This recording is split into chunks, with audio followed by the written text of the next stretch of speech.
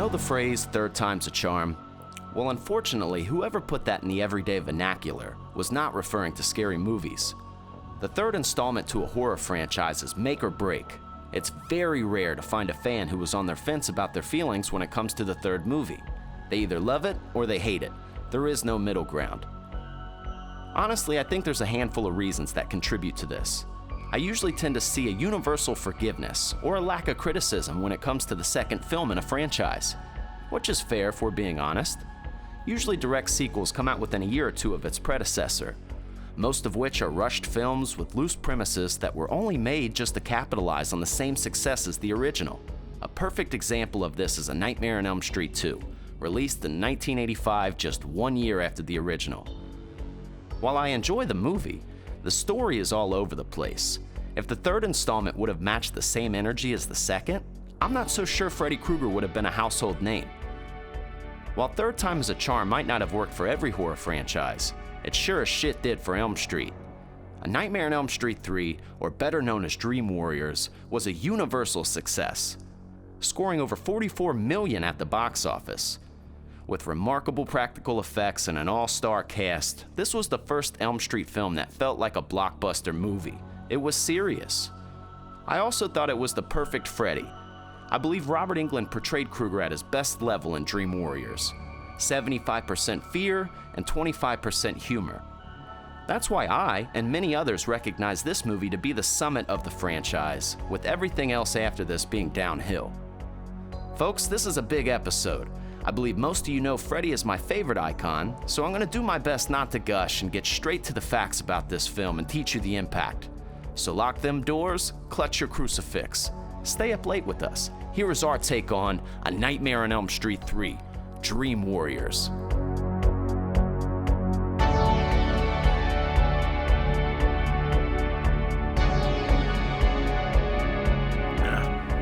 Boom! Welcome to the Sloppy Horror Podcast.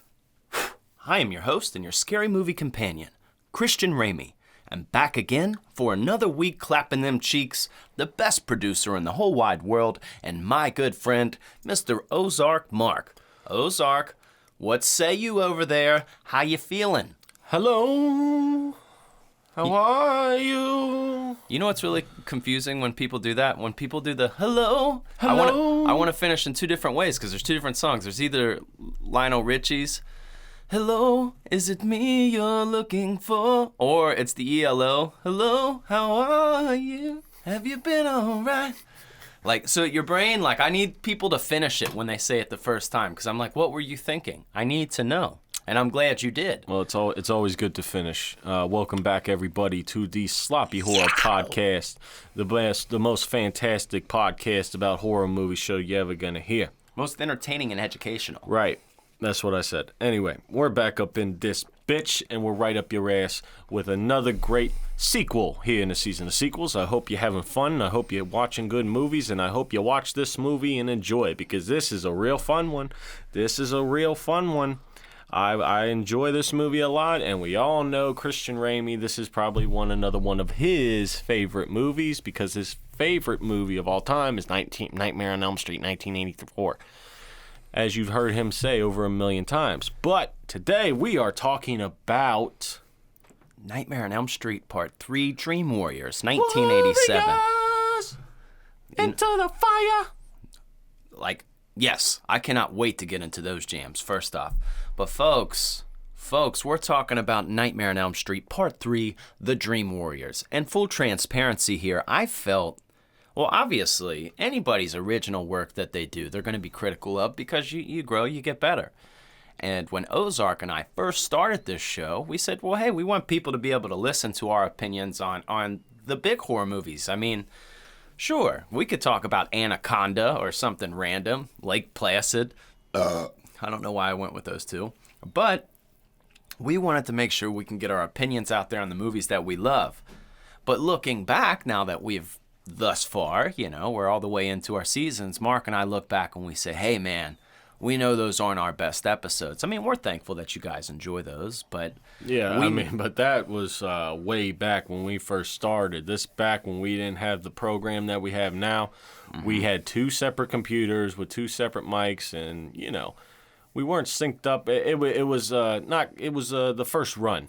It as was you could the first say, run. to peel the curtain back a little bit. So if you've listened to our first couple episodes and you hear the difference now, you're welcome. By the way, thank you. We've upgraded, and so before we jump right into A Nightmare on Elm Street, with all your guys' hard work, with our studio upgrades and everything that we've done. Like we say, we're very proud to be a show that doesn't water ourselves down with a shitload of advertisements and manscaping products and energy drinks just because we think that shit's corny. We really do, and we're not going to do that. But we do finally have some nice bonus content out for you fine folks on our Patreon page. So if that sounds like something you guys want to do, if you're looking for a way to support the show, that's right there, patreon.com/sloppyhorror. But now that we got that out the way, bro, I don't even know how to chop into this because we are back talking about Freddy Krueger, my favorite slasher icon. I don't mean to sound corny or whatever, but seriously, I mean, growing up a horror nerd, when I was a kid, this shit wasn't cool. I could talk to girls now like about my shit, and they're like, "Wow, he's smart. He's so educational. He knows his." Back when you're 12, didn't work that way. Yeah, did you know the Freddy Krueger 5 Club? They didn't care. They didn't care about that. They would have laughed in my face. All right, they would have laughed in my face. Well, nowadays the nerds are the ones that get the women. Yeah, I don't know how that worked. I do not know how it worked. I don't know how it works either, but it sucks.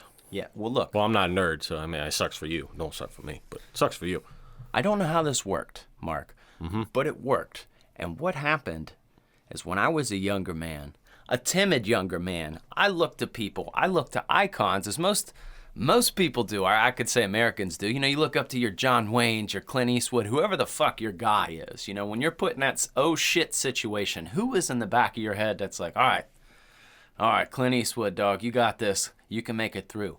Freddy Krueger is always my inspiration. He's always my guy. No matter what you say to him, doesn't matter. He's always got a comeback. He will laugh in your face. He's going to find whatever you're most insecure about, find it, and throw it in your face and laugh at you about it before killing you. Like, there's just this level of, like, confidence that he oozes, and I love that he's just always been a mouthpiece. And there's something about that man that, like, that's what makes him my favorite.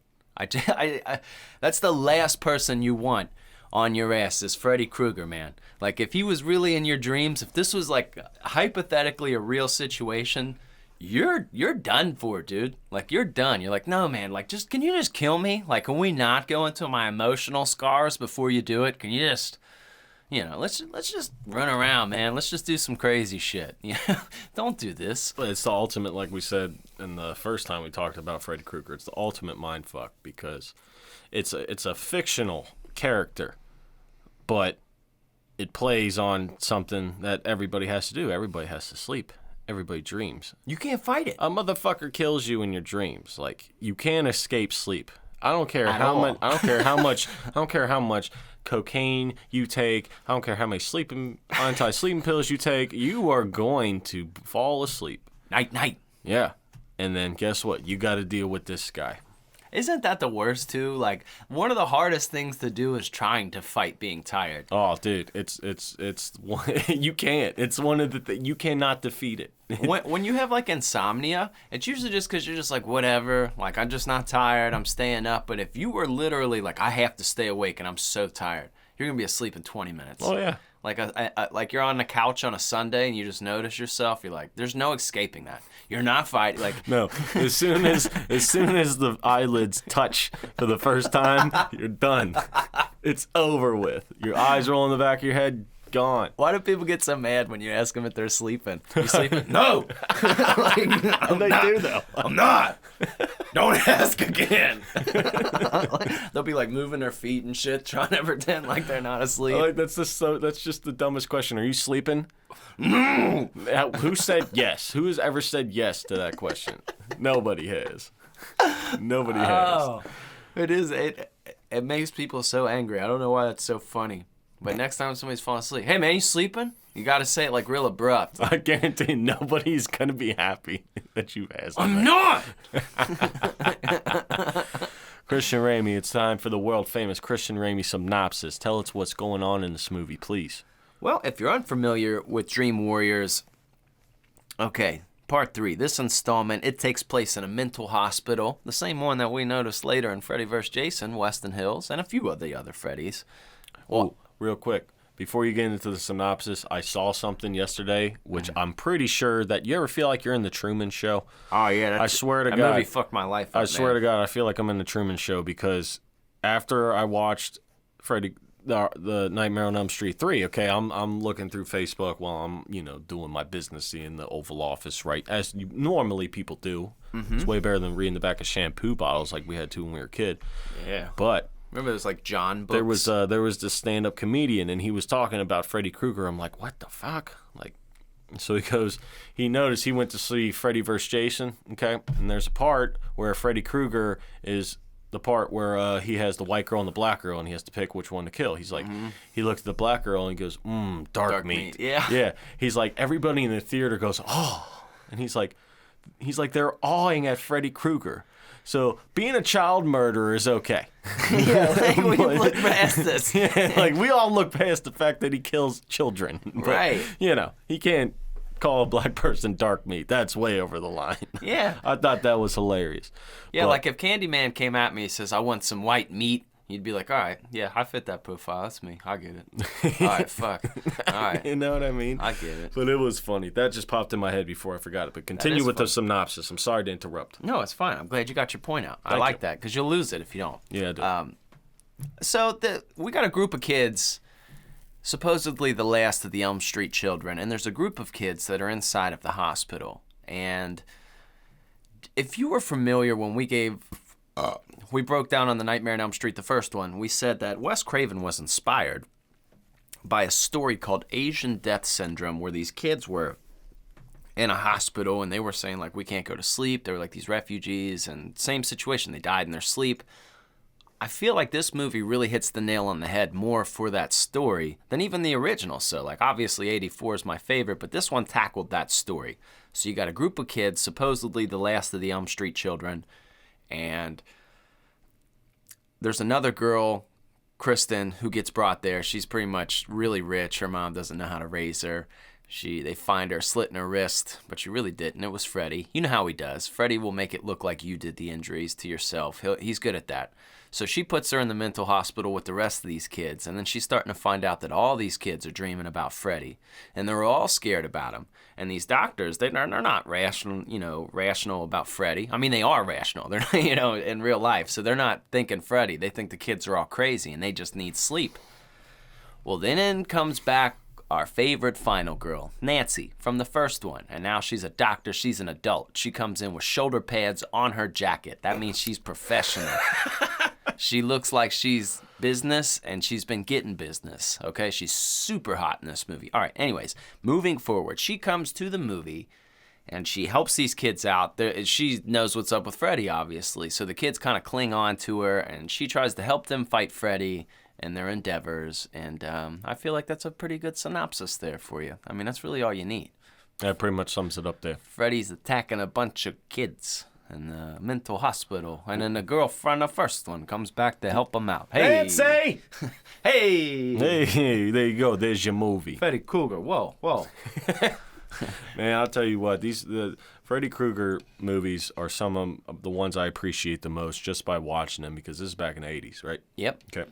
Special effects, dog. Okay. Over point. The top. The amount of effort that you don't realize just by watching these scenes that they had to put into these special effects, holy shit. Just think about it. For example, when she's in the dream, she goes in the house, when Freddy turns into like a slug thing. But first, they make the carpet move up with all kinds of stuff, and then they blast holes from out. That's all real stuff, blasting these holes. You had to make this scene, make a device that pushes out the walls, make it destroy. Mm-hmm. I may or may not have spent 3 hours today watching the behind-the-scenes footage. Okay. And a lot of that, it's intense. It's on YouTube. I'm talking if you guys want to see it. It's probably like a week worth of work or something. Like, imagine just being there, and then the scene comes in. If she messes up when those special effects are going on, you got to rebuild them all again. Yep. And you know what's wild is they're from 87, and when I was watching them, obviously it was on somebody's home camera. The quality is not best, but there's a lot of behind the scenes. all of these different scenes and all the special effects, it looked like alien technology to me. And this is 1987. I had no idea what these machines were. I mean, they're not recognizable of what they are, but there's a bunch of dudes that look, stoned. They're like working all the stuff, and they're just doing their thing. And there's so many practical effects in this movie. So, like, you're almost, like, bound to have one that looks corny or you don't like, but to be honest, that's pretty seamless. I mean, there are parts where you recognize. I think the part that's the worst is when they first start dreaming, and they have that little, those little things doctors have where you, like, knock one ball into the other ball, and then they all go. Yeah. Those start to separate, and that looks probably the fakest, but honestly, man, there's, like, an intense boiler room scene with fire, crazy dreams, like, yeah, nuts. Dude, I'm telling you, this is why these movies last compared to the newer ones, because all of them are practical effects. So they may look corny to you, but it's like that's as real as you're gonna get. Like that's realer looking than CGI because it is. It's an actual something. Yes, the in the sink when they're coming up, the handles are coming up. That's real. There's somebody pushing that up or something from inside. Like, how much more real can you get? That bike melting? You know what's They really weird? are crumbling that bike. Oh, I love that. Yeah, dude, it's so fucking cool. So fucking cool.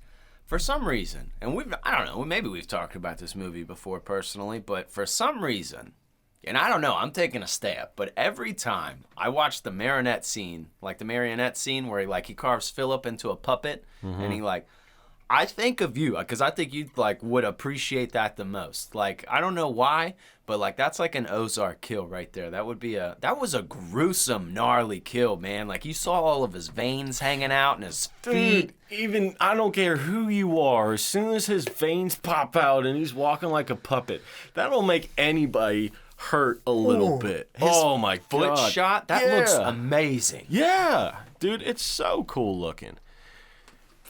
Like, it's pain. Something's good when it makes you go, oh. Yeah. And it's not real, but it still makes you go, oh. That's when you always got to give the little, golf clap to the makeup people. You're like, yeah, you got me. Yeah, that's obvious. That's definitely my favorite Krill. You've literally came in here, you turned into a puppet, and then you made walk this motherfucker like a puppet through his veins, and you just set him up on a building and just watch him fall. Like, that's super dope. But yeah, that's super dope. That's why, again, he's my favorite too, honestly, because his kills are the best. And I love his confidence about him. Not that I don't like Michael or Jason, but they're more like great white sharks or something, man. They're just like kind of black eyes, like their eyes are black. They're just not even with you. They're just separate creatures, which is scary because you don't want to be caught near a great white shark. But Freddy knows what he's doing, and he's chill about it. He's just I hate you, and my whole life is to just mess with you. And here's another thing that I want to say about A Nightmare on Elm Street Part 3 Dream Warriors. Here's another thing I would like to say, because I think Freddy looked the scariest makeup-wise in Part 2. This was the perfect blend of Freddy, because Part 2 kind of went out of the rules. They brought Freddy out of the dream world for a minute. It was different. There was things that were moved around. It was funnier, Jesse was in that one. It was funnier. It's a fan favorite. It's a cult movie. But Part 3, as I nodded to in the intro, Part 3 is the make or break for franchises. Nobody's got medium opinions on the Part 3 of a trilogy or of a franchise. It's either it's horrible or it's great. And with Dream Warriors, it's unanimously loved. I mean, this is some people's favorite, but I think it's crazy that for me at least, looking back all these years later, they had a choice to they could either go in one direction and stay corny, or they could because I love Part 2, but I'm not trying to be mean, or they could put it together a whole ensemble of people and really make a blockbuster movie. And that's what this is. I just think that's kind of wild, man. They made a blockbuster versus just your run-of-the-mill slasher again. And I think this is the perfect blend of Freddy. He was scary in Part 2. In Part 1, you don't see him a whole lot, kind of the mystery thing. But in this one, he had one-liners, but, they were scary. Towards the end of the franchise, you were, laughing with Freddy Whereas this one, the first time, if you saw this as a kid, when he's saying, welcome to prime time, bitch, like, you were, like, scared, man. You were like, dude, this guy is savage. This guy's not playing, dog. And I thought Elm Street Part 3 is the perfect blend of Freddy. It's the best Freddy Krueger, in my opinion. You can't hate it, man. It's a great film. It keeps you entertained through the whole thing, without a doubt. I love this movie. It's great.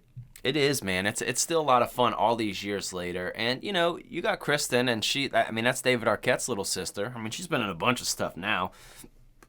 But this was her first work. This was her first work. And regardless of how people feel about her in the movie or not, that girl has one of the best screams for horror movies at all time. If you just go back and you're only looking for her scream, if you're like just judging other people's screams from horror movies, wow. Girl's got the lungs. Like, I'm not kidding, man. She has one of the best screams. It's just piercing, but it's true. It's sincere. Because that's one thing I thought she brought very well, was like a sense of vulnerability. And another thing with Elm Street Part 3 is it's one of the Elm Streets where the dreams are realistic, or at least for me, how bad dreams feel. Sometimes they kind of went in a different direction, and you're like, okay, this is a nightmare, but my nightmare wouldn't include that. Or I can't envision my nightmare being like that. But when Kristen first goes into one, and she goes into the house, she sees the pig head, she grabs that little girl and starts running, and her feet get stuck, and Freddy, he comes around that corner with his glove up. That's intense. That's awesome. But that felt like a dream. You can't run as fast as you do. Everybody's had that dream where you can't run as fast as you can. Yeah, man. Or you try and run and you're like, why am I going nowhere? What is happening? I thought, this movie was a perfect blend, because all of the Elm Streets have this beautiful ability of, like, you don't know exactly when the dream started. You're like, are they dreaming yet? And then you'll have that one moment where you're like, yep, you're there. You're sleeping. Yep. And I just personally thought the nightmares in this were great. They really, in my opinion, they're the closest thing to what, like, my nightmares would be. Yeah. Well said. Let me ask you this. Who is your favorite character of this movie and why? Excluding Freddy. Freddy don't count. Max, Lawrence Fishburne's character. Yeah. I love Max. I was going to say him too. I love Max. He's so cool. Dude, I love the first thing he comes on camera. Hey, man. He's like, I think I got a new theory of what's causing all these suicides. Fucked up chromosomes.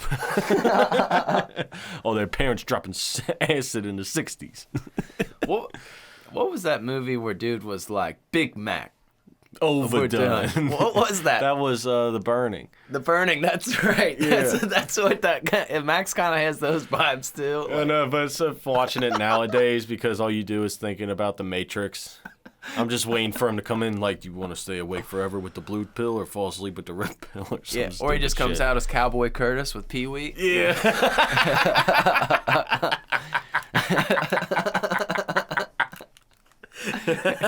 Hey, Pee Wee was legit. I did like Pee Wee growing up. Dude, Pee Wee's Big Adventure was awesome. Large Marge fucking freaked me out as a kid. Yeah, he was funny, man. Super funny. But I love Max's character. I've met the dude who played Philip. I forget his name, and that's really upset me because he was also in Stand By Me. You remember he was dude's brother.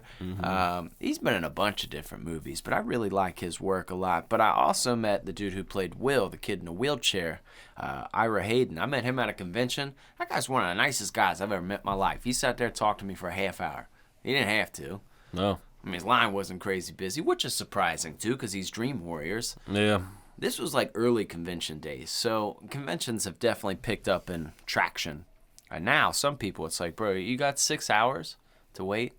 Some conventions are cool. They'll let you, like, schedule. You can, like, put down, like, 3 o'clock, be back here. But then you'll be there with 50 other people, and you still got to wait. You're like, all right, whatever. At least it's more broken down.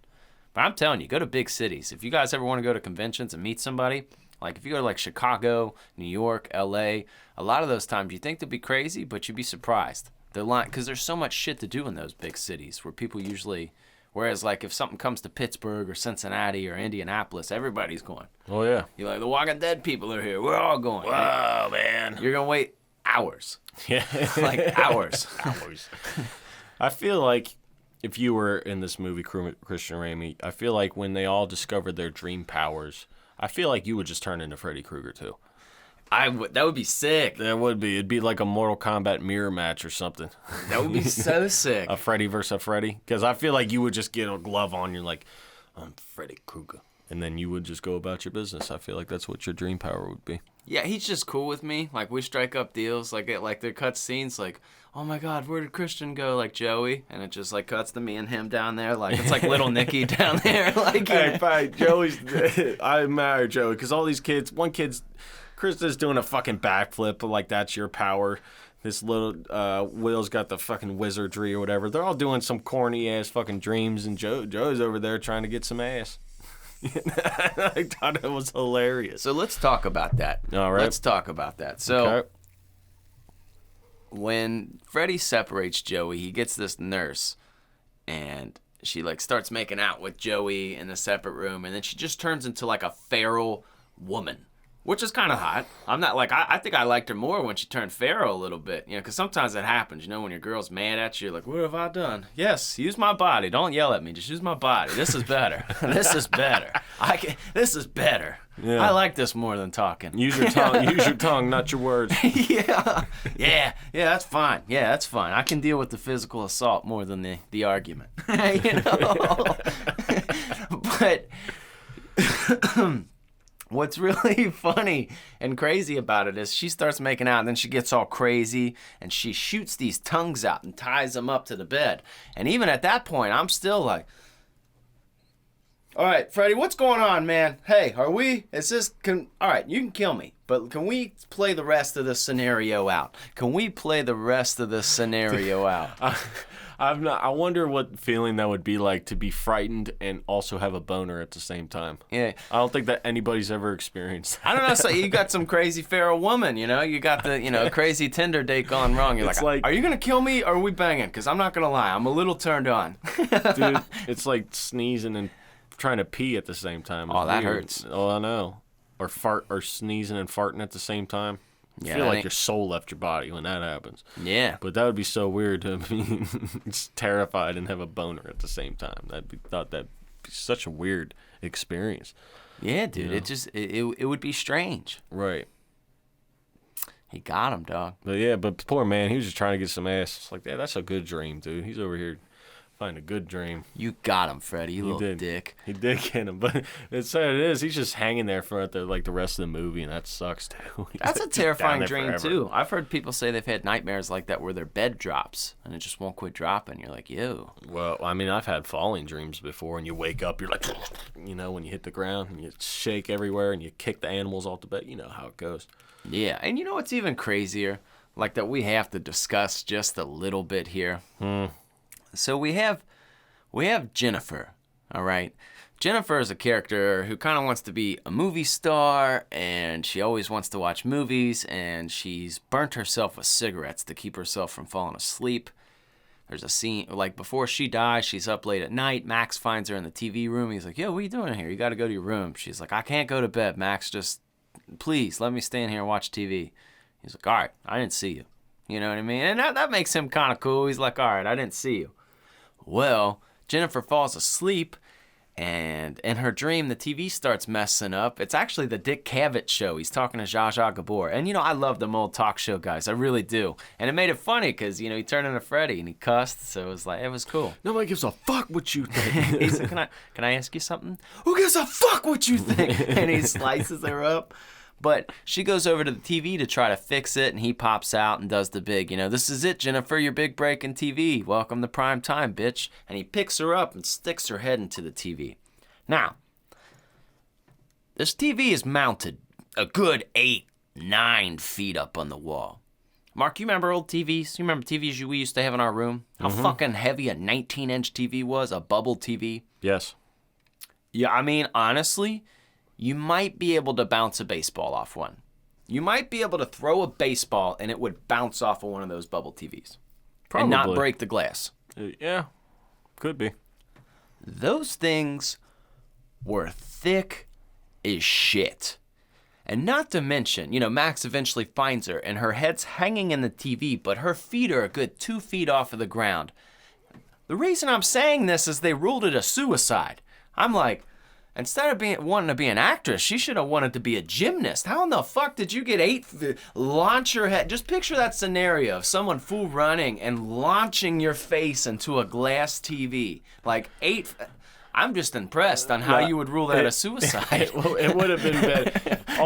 The easy way to fix that problem is they would have put the TV on the ground, on like a stand, like waist level or whatever. I don't know why they had to have it mounted up there, and nobody asked questions like about that. Yeah. Look at the scene behind you. Look at her. Look how high. I mean, that's suicide. Like, that's how high up she is, and her head's just hanging out of it. Like, if you can make that.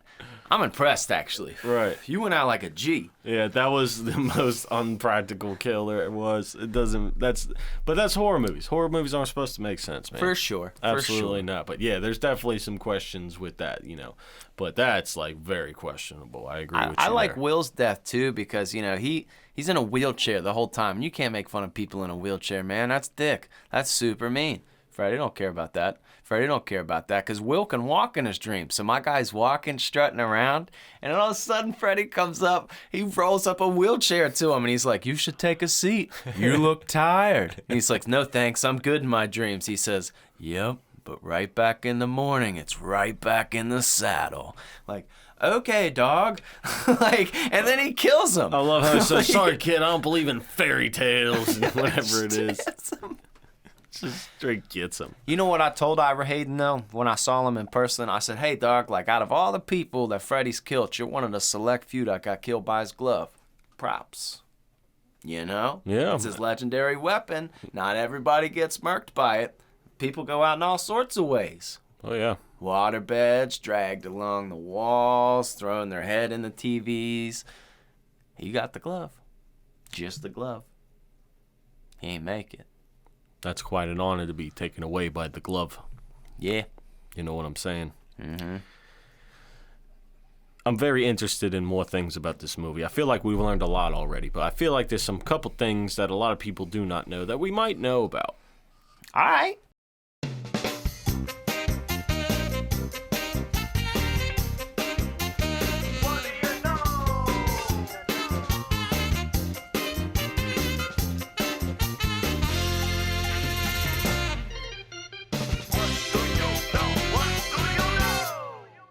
Hello there. Welcome to the What Do You Know here. This is the segment here where we're here to tell you something that you may or may not know about this movie. Now, if you know what we know, you already know what we know. If you don't know what we know, you're about to find out what we know, and we're all going to have a we-know-gasm. It's going to make your knees weak, arms heavy. Hopefully you got ramen already. We don't eat spaghetti here. So I'm going to sit here and tell you something that I may or may not know about this movie. So check this out, right? You want to know some facts? I got a fact for you. Yeah. For you. So, get it together. So, in the scene where Joey, he's in dreamland, he walks away, he's following the nurse, he's trying to get some ass. Yeah. Okay. Now, very nice boobies. yes, she had. very nice boobies, very nice ass. What a body. Go ass to mouth with her for sure. Yeah. So could have been a bigger butt, but it was the 80s. They didn't exist. that was back a then. pretty decent sized butt for the 80s, pal. For the 80s, that was an immaculate. That That's was an what I'm A saying. plus. Yeah, you're it's right. not You're by right. It's not by today's standards here. Yeah, no. Okay, but anyways, so they were originally gonna have the girl turn into Freddy naked, like when she was naked and she was spitting the stuff, looking. They were originally gonna put Freddy's head on the body, and Freddy would have titties. That's not right. And they decided that that's not gonna work. It just didn't look right. It's gonna look too fucking weird. So you almost had Freddy with boobies, but nobody wanted to see Freddy with boobies, so we just made it, how it was. And for that, I think we are all thankful. I think so too, because if you see Freddy with boobies, yeah, there's no going back. That's not gonna be my proudest fap. No.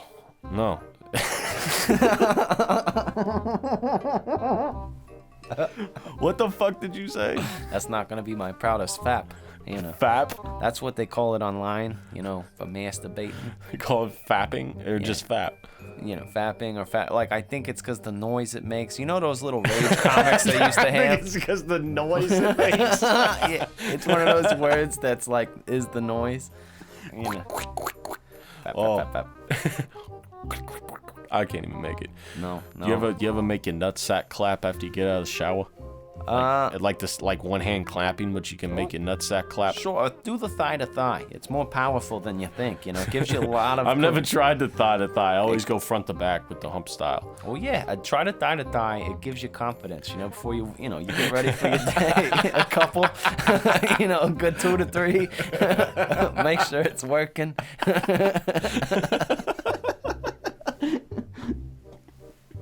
Focus here. Tell me something. Who's the man? You're the man.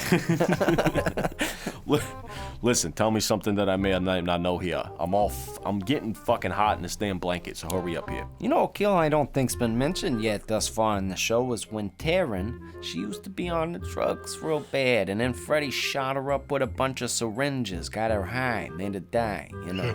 Right.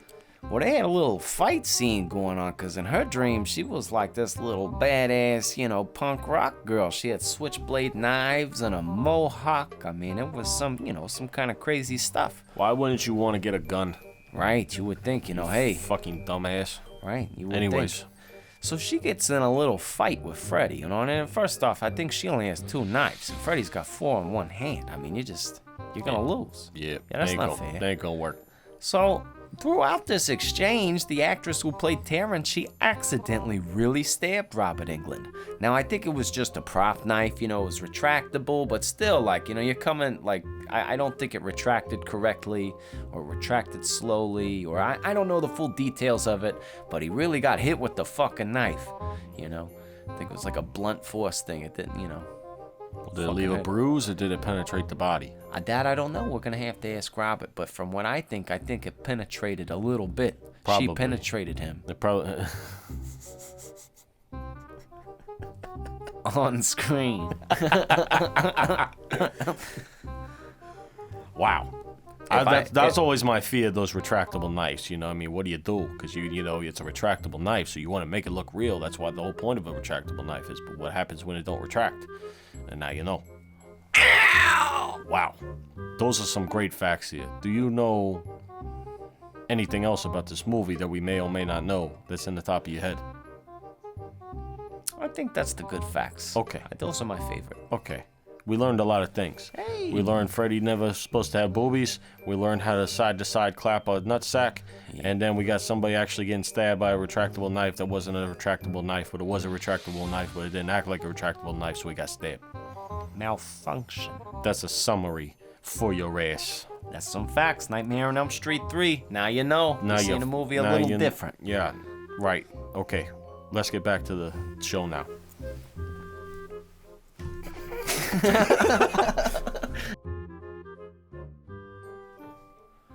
Mark, you're from a generation, because they were just talking about bubble TVs, and you were the shit when you had a little TV in your room. And most of the times as kids, your parents didn't hook the cable up in your room. Maybe they would, but most times you just had the bunny ears so you can get the local channels, but it was gaming systems or whatever, and you'd watch movies or VCR.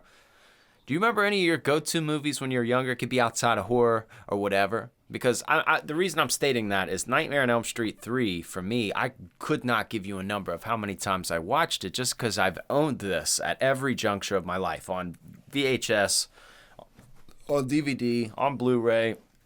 I've streamed it before. It's like I've just had it in every facet. Do you remember any movies like that Ozark always had? I personally never really owned many movies, unfortunately, but I always had I've always had the first Mortal Kombat. I had that movie a lot.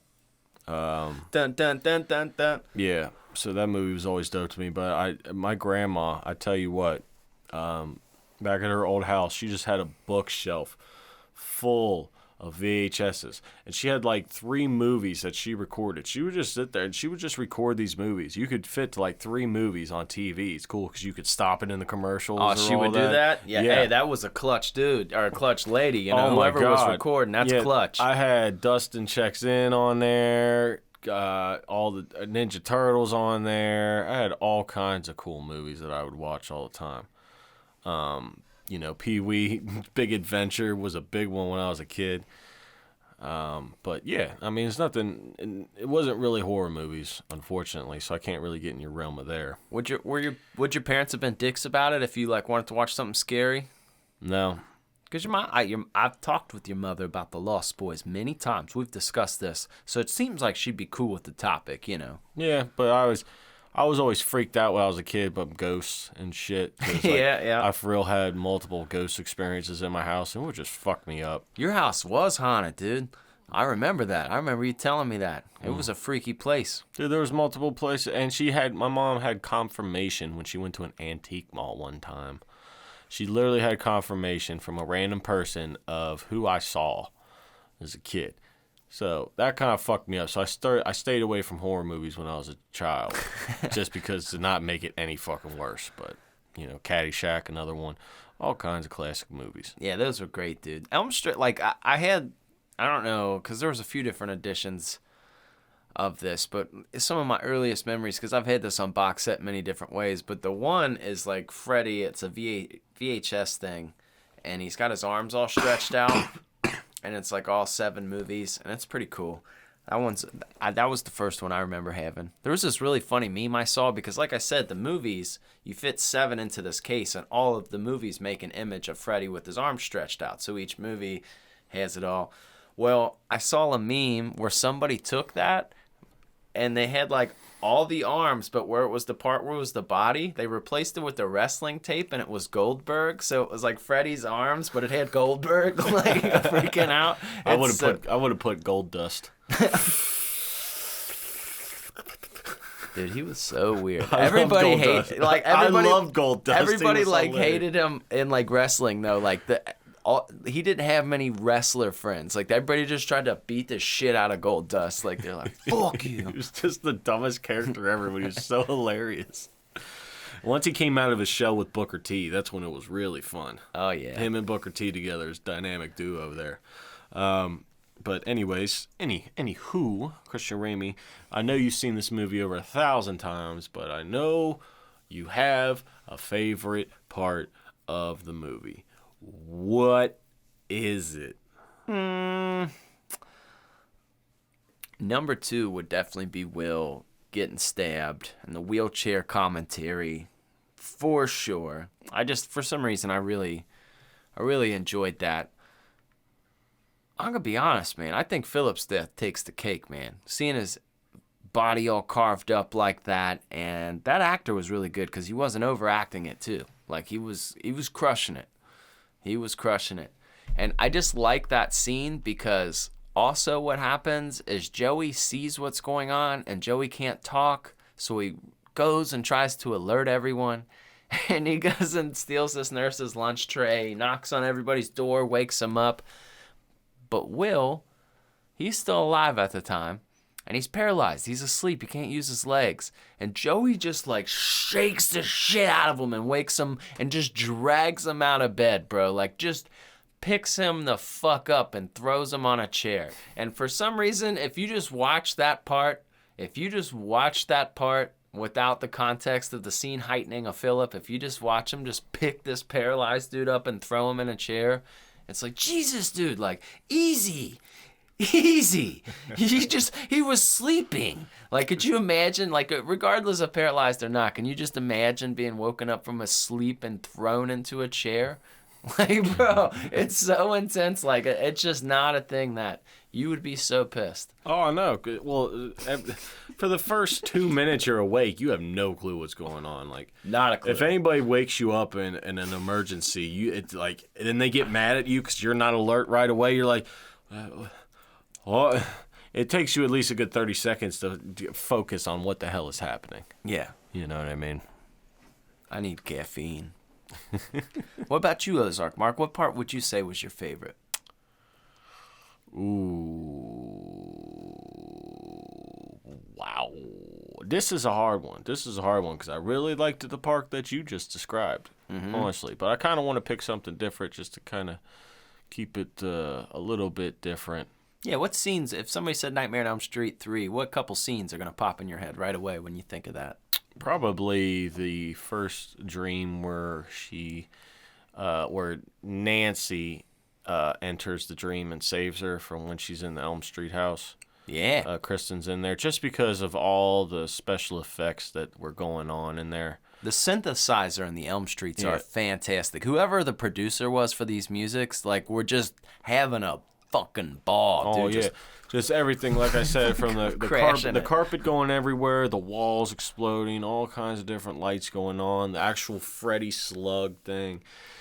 And this effect, it hits you deep because that's the first time you hear Freddy speak in the movie. He just looks at Nancy and goes, "You." And then you're like, oh, shit. So shit's going down now. You know, initially that thing was supposed to be like pink and fleshy like Freddy, but it looked too much like a dick. So they Yeah, it did look. I imagine so. It would have looked like a dick. Yeah. I think that was my favorite part. I'll tell you what, man. Though this movie is not scary, but Not now. It did. No. It got me really bad as a kid. right. But I'm saying I'm like now in our age, but that nun is super fucking creepy still. Oh yeah, I she's don't nightmare know, fuel. I don't know. Listen, if I'm ever in a cemetery, okay, and a nun like that walks up on me, I may punch her in the face. Like, get away from me. That dude looks so much like Bill Maher. Like, if you know, like the comedian guy, he did that documentary, Religulous. He's Bill Maher, Late Night. You know the guy's face. He looks so much like him. Like, it's weird. It's like his doppelganger. Ain't it funny, too, because he goes on his computer at one point, and it's just the oldest looking computer in the world, dude, 1987. I was watching this with my wife, and she's worked for the city. She watched this one? She did. I put it on. She had no other choice. She just walked in. She's like, "What's this?" Like, my homework. All right.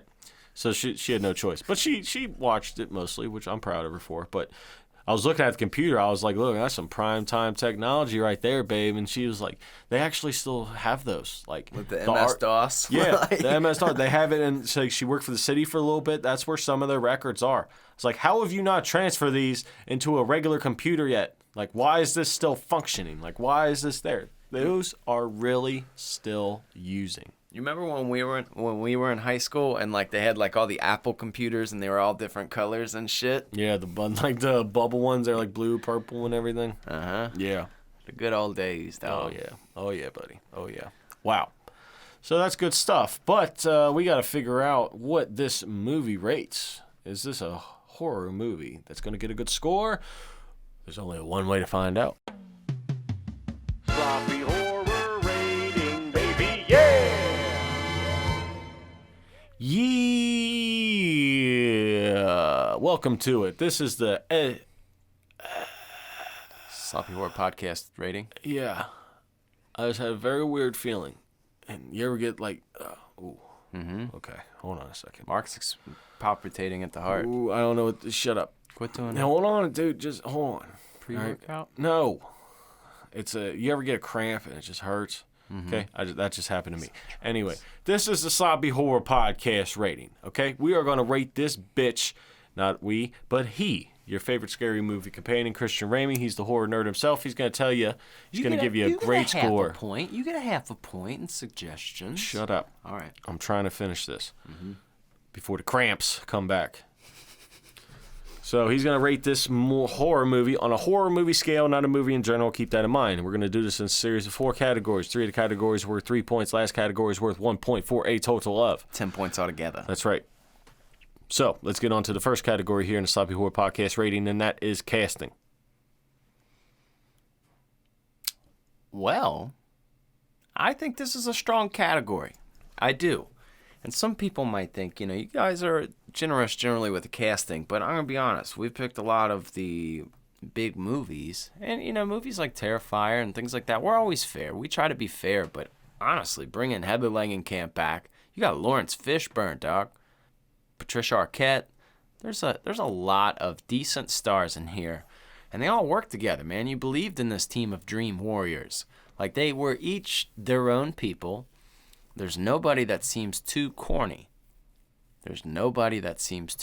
So that's the fine line in the sand for me, because part 2, I wouldn't necessarily say that. There was some kind of tongue-in-cheek acting and funny things like that. So the whole part 3, which way you gonna go, they went up. They got some good actors. This felt like a movie. This was a blockbuster movie. You could go and watch it. Like, yeah, those are actors. They work together. I'm giving it a 3 on casting.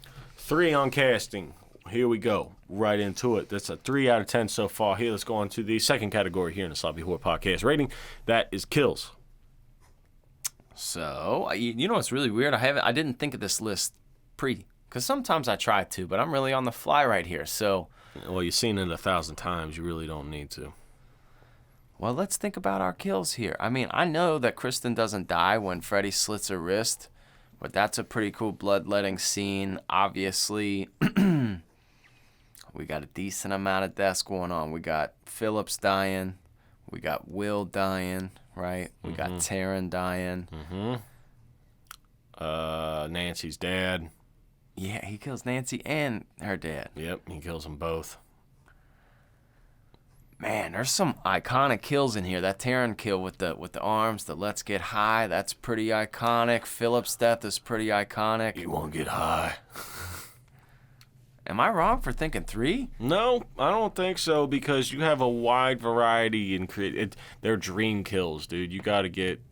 They're creative, and there's a lot of work. And they're unique to the person mainly. Yeah, I guess. Philip made puppets. Yeah. So Philip made puppets, kill him like a puppet. What's her name? Taryn. Taryn wanted to go through a TV. Wanted to be on TV. Jennifer wanted to be a movie star. Dies by a TV. Makes sense. And plus, you launched her through a bubble TV like that. Who you seen get killed in the TV? Not very often. They're not very gory, which is great also, because sometimes you don't need that to have great kills. I think the variety of them is what makes it a 3. And they're very iconic, man. Like, a lot of people know these kills. There's people who aren't, like, horror movie nuts or nerds like you. Like, you say Freddy Krueger, like, remember when he turned a guy into a puppet? They remember that. Yeah. Or he put the girl through the TV. These are pretty iconic. So I'm going to have to give it a 3. They just are so large. They're larger than life. Oh, yeah. More so than some of the other kills throughout the other movies in the franchise. They're just really new. They're each unique to the person and in a unique way. I think that's what really sets it up, because it's just, you can have 20 stabbings, you still get a 2. It don't matter. The recovering drug addict, he gets her high. Yeah, it makes sense. It look like it's her fault. Yeah, so that's good. So that's 6 out of 10 so far. Here, let's go into the third and final category here in the Sloppy Horror Podcast rating, and that is fear. This one's tough, Mark, because time. All because of time. I don't know, man. Like, I didn't let my kid watch any of the scary parts, because I think Freddy would still mess kids up. Like, maybe not like 8, 9, 10, but pretty young. I feel like this would destroy some kids' lives. I feel like this would still get people bad. This is not. I mean, I don't know. Teenagers would get it because they know Freddy probably already, but I don't know, dude. I at least want to give it a 1.5, because it's probably not going to, like, because now you know Freddy, and Freddy is larger than life. But if I'm just speaking on experience and, like, how this movie touched people's lives, there are so many people that watched this movie when they were little, and this is what, like, terrified them of Freddy. Any child is going to be scared of Freddy Krueger once they know who it is or seen him. Yeah. Okay, so that's respectable to 1.5, because that's like, it's like, think of the score. 3 out of 3, it scares everybody. Okay. Yeah. 2, can scare teenagers and stuff, but 1.5, it's like on that spectrum. Kids are definitely going to be scared of this. Teenagers, not so much. That's when he starts getting into Icon and all that stuff. Because now we're fans of Freddy. You know? Right. Like, we're on Freddy's team, and you're like, fuck these people, Fred. Exactly. So that is 7.5 out of 10. On to the final category here for half a point each for a total of 1 point is, do we fuck with this movie? Christian Ramey, do you fuck with this movie? Booyah, absolutely. Of course you do, and I fuck with the movie as well, yes. So that is 8.5 out of 10 for a total of Nightmare on Elm Street 3: The Dream Warriors. That's a great score. Wow, what a great score. 85%. Great movie. Solid horror movie. Bam, right there in your ass. Okay, Mark. Mm-hmm. But we really were. That fear category kind of did spark it. I mean, that really did spark it. We got to get your, parental guidance here. I need to know because now I want to know because this is maybe the hardest movie that we've had to pick. So hit the guidance music. I missed you, Mister Ozark. Tell him if they're old enough to watch that scary stuff. It's for the parents who give a... Okay, boys and girls, if you're unfamiliar with the segment, this is where Ozark Mark is going to give you a parental guiding. That doesn't mean he's going to break down every little sex scene, this, that, and the third. He's just going to give you an age where he thinks it's safe for a kid to watch, just in case you got kids in your, in your care, because a lot of these movies people forget about. You're like, man, I remember that, but can I let my kid watch that? That's one of the most popular questions people will ask me is, what are good horror movies for kids? So, we do like to clarify what we think is good. Mark doesn't have kids, so I think that's even better because you're not going to be letting somebody else's kid watch something crazy. So what say you, Ozark? I would say the safest age for the general population to watch this movie would be 13. Now, you can go a little bit younger. There's boobies. You can go a little bit younger. There is boobies. 13-year-olds know what boobies are. I did. Yeah, I watched this. There's kids younger that know what boobies are, and it's just there's no penetration or sex. Actually, it's just a naked nurse, real quick. Okay, so it's nothing too scary. There's some drug use with the girl, cussing, obviously, but it's also Freddy Krueger, who is going to scare children no matter what. I don't care. Now, your child might be a tough kid. This is all up to you. I'm just saying, if you don't know this child that is in your care too well, and they are under 13, probably not recommended you go with a Freddy Krueger because when night comes and it fucked them up, you're gonna have a bad time. Yep. Okay. They're sleeping with you, pal. Yeah, but exactly. that's what's and happening. Nobody wants that shit. Okay. And you know it's your fault, so you just got to deal with it. Like, all right, what do you want to watch? Jungle Book. All right. You gotta put on something totally. We want SpongeBob. It's all right.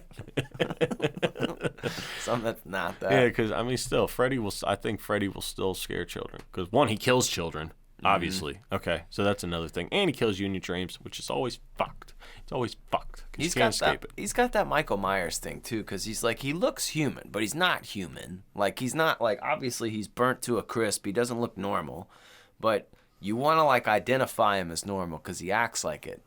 Same with Michael Myers' face. You're like, what are you? I want to trust you, but I can't. And he honestly, it's just the music too, Ozark Mark.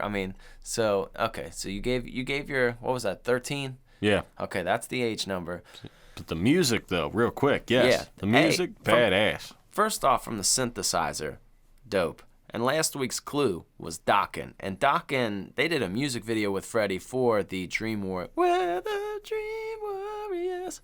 But Into the Fire, bro, when she's building that popsicle house and that song kicks in, every time it's Into the fire, I'm crawling. That shit goes hard. Dude, oh yeah. 100%. 100%. Mm-hmm. Get you hyped up. Yeah. It does. It does, man. It's a great soundtrack. Hey, you know what's a funny part we didn't talk about? What? You remember when Kristen's mom gets killed? And he says, she comes in and tells Kristen, it's time for bed or whatever. Mm-hmm. And her, boyfriend for the night, you hear him in the background, Elaine, where's the bourbon? And she's still talking to Kristen. And then he just stabs her. He said, I said, where's the fucking bourbon? And then he holds her head to her and she's yelling at her. Yeah. Every time I want to bring a man home, you always fuck it up. Yeah. Oh, man. I forgot about that kill. That kill's great. He's in a suit. He's a Freddy in a suit. He's like a Looney Tunes character, man. He's just always got something up his sleeve. Yeah. It's always good because you never know what he's going to do next, of course, unless you've seen the movies, of course. But it's always good. It's always a fun time.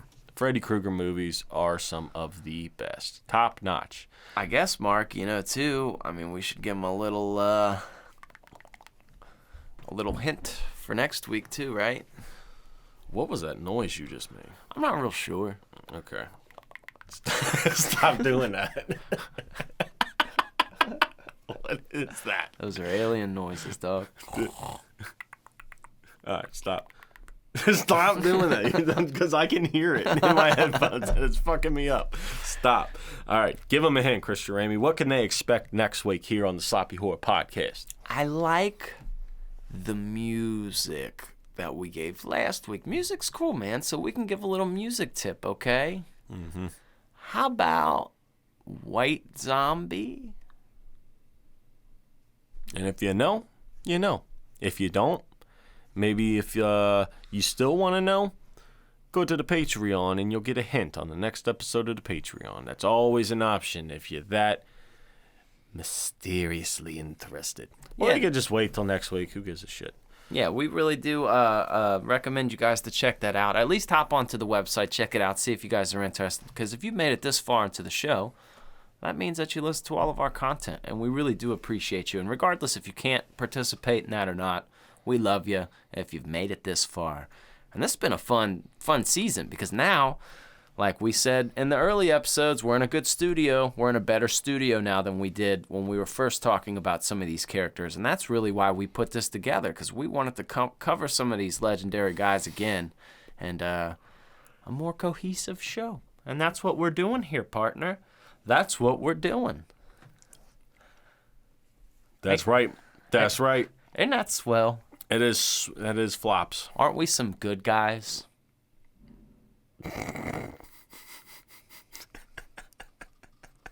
I hate you.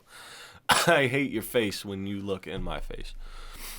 Stop doing things. Stop doing things. Is there anything that you want to say before we skedaddle on out of here? Huh? You got anything you want to add? Anything? If you could say one thing to these people, what would it be, Christian Ramey? Just make sure you guys are brushing your teeth and put lotion on your skin. It really goes farther than you think. It really does. You could be a real life Leatherface one day. Just lotion and brush your teeth. These things will really help you guys out in life. The old LBs, huh? Yeah. Mm-hmm. Mm-hmm. Lotion and brushing your teeth. They go far. I was going to get my teeth whitened, but I said, fuck that, I'll just get a tan instead. Just get some whitening strips. Mitch Hedberg, great comedian. Anyway, I don't know what else to do here, so we're just gonna see ya next week when we see ya, and we love ya. Alrighty, guys, we're out. Hey, keep it sloppy. Yeah, no, don't say that crap. Huh?